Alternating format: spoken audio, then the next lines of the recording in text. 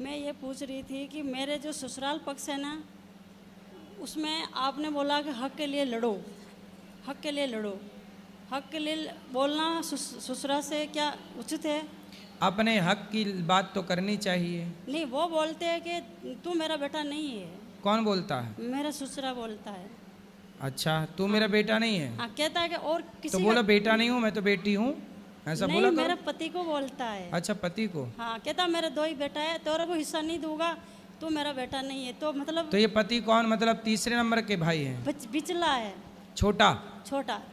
तो बाप बोलता है कि तू मेरा बेटा नहीं है। तू मेरा बेटा नहीं है। अरे बाप का दिमाग खराब हो गया है, और बेटे को नहीं पहचान रहा है।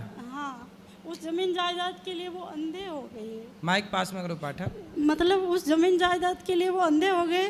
हमारे को घर अपने पे बेटे को बेटा नहीं मान रहे हैं। नहीं मानते। फिर भी भले ना माने, पर उनको अधिकार तो देना पड़ेगा। आप लड़ाई ये लड़ना बोलते नहीं है तो बिल्कुल आपके ए आश्रित छोरा हो गए। खड़ा हो जा भैया, बात करो। आपके आश्रित हो गया क्या कि गुरुजी के बोलते हैं कि खुद की मेहनत से कमा के खाओ, हमारे घर बना रखा वहाँ बात पे, कराओ। हमारे को रहना नहीं देते। चलो वो बात करो, हम बात करो, बताओ क्या हुआ? आपके चरणों में कोटि कोटि प्रणाम गुरुजी। जी। वो गुरुजी शुरू से ही ऐसे ही करते हैं वो तो। पिताजी? पिताजी। तो आपको नहीं देना चाहते कुछ? हाँ, वो बोलते हैं कि मेरा बेटा है ही नहीं। तो अरे ऐसे कह देने से थोड़ी, पैदा काहे किए रहे? जब पैदा किए तब तो बड़ा मजा आया रहा। यही अब तो- दान संपत्ति देने के टाइम पे नखरे बता रहे हैं तुम्हारे पिताजी, रो रहे हैं छाती पे चढ़ के लेना। पैदा किया है तो दो, पैदा करने में तो बड़ा मजा आया रहा तब, अब देने में रो रहे हैं। वो नहीं चाहते गुरुजी के। अरे चाहेंगे, सरकार नियम है, 3 बेटे हैं तो बाप की संपत्ति तीनों को दी जाएगी, ये नियम है। थोड़ी थोड़ी करके बेचते, कभी तो बंगला बनाते, कभी बेच गाय लाते, हमारे को नहीं दे। मैंने बोला जमीन मत दो, पर मेरे को नकलने के लिए रिश्ता गला दे दो, वो भी नहीं देते। हमारे खेत के अंदर बना बताओ रखा कैसा है। बाप है। केवल बच्चे ही गलत करते हैं ऐसा नहीं, ये मैंने कलयुग बोला- है, यहाँ माँ बाप भी कई बार गलत करते मैंने हैं। बोला कि आपने पढ़ा लिखा कर योग बना दिया, तो अब हमारी बारी है सेवा करने की। क्या तेरे क्या सामर्थ्य है सेवा करने की? हम क्या बूढ़े हो गए क्या तू मेरी सेवा करेगी? तो बोले सदा जवान रहोगे, कभी तो बुढ़े होगे। हाँ, कहती दो दोन की भक्त बन के हमारे को सिखा रही है कि मैं सेवा करूँ। ऐसे लोगों को ही नर्क में जाना पड़ता है तरीके से। जो बाप अपने बेटों के साथ भेदभाव करते हैं, महाभारत की कथा है, जो बाप अपने बच्चों के साथ भेदभाव करते हैं, ऐसे बाप को भी घोर नरक की यातना भोगनी पड़ती है। समझा देना अपने पिताजी को ये बात। राधे राधे गुरुजी। जी।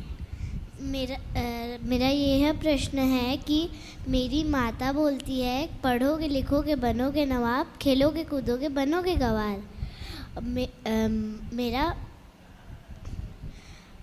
मैं पढ़ के जाती हूँ स्कूल, फिर स्कूल में पेपर देती हूँ तो भूल क्यों जाती हूँ? स्कूल में पेपर देती हो तो भूल जाती हो? नहीं, पेपर लिखने जाती हूँ तो मतलब क्वेश्चन का आंसर ही भूल जाती हूँ। और अच्छे से पढ़ा करो बेटा, अंकुरित अनाज खाया करो। क्या खाती हो आप?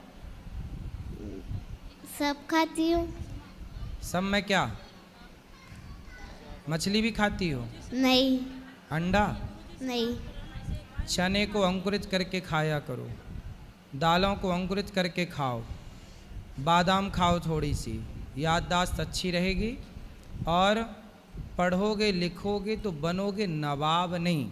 नवाब कोई अपना सनातनी शब्द थोड़ी है।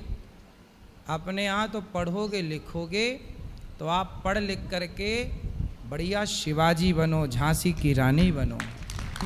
नवाब क्या है? तो झांसी की रानी बनना है आपको।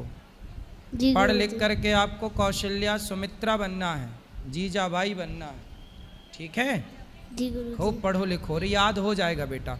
आप अंकुरित अनाज खाया करो और जब पढ़ने बैठा करो तो उस विषय को समझ के पढ़ा करो। याद का मतलब ये नहीं कि तोते की तरह रट लिया, समझ समझ के जब पढ़ते हैं तो विषय याद रहता है। जी गुरुजी। जी।